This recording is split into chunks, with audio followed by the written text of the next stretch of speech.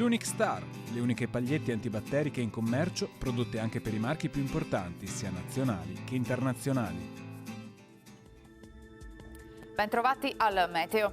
Continua il maltempo portato da una perturbazione atlantica, ancora piogge sul nostro territorio.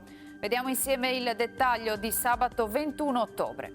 Sul Veneto precipitazioni più persistenti ed abbondanti, specie sulle zone montane e pedemontane, via via più diffuse nel corso della giornata un po' su tutti i settori della nostra regione. Tendenza a diradamento dei fenomeni a partire dalla sera.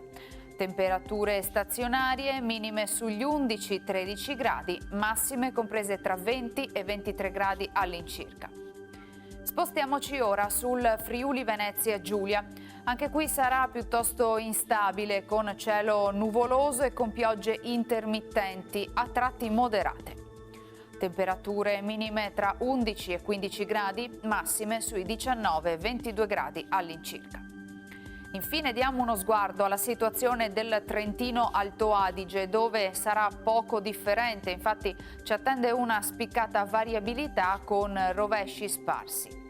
Temperature minime intorno agli 11 gradi, massime infine sui 19 gradi all'incirca. Dal meteo di Antenna 3 per ora è tutto, grazie per l'attenzione, arrivederci.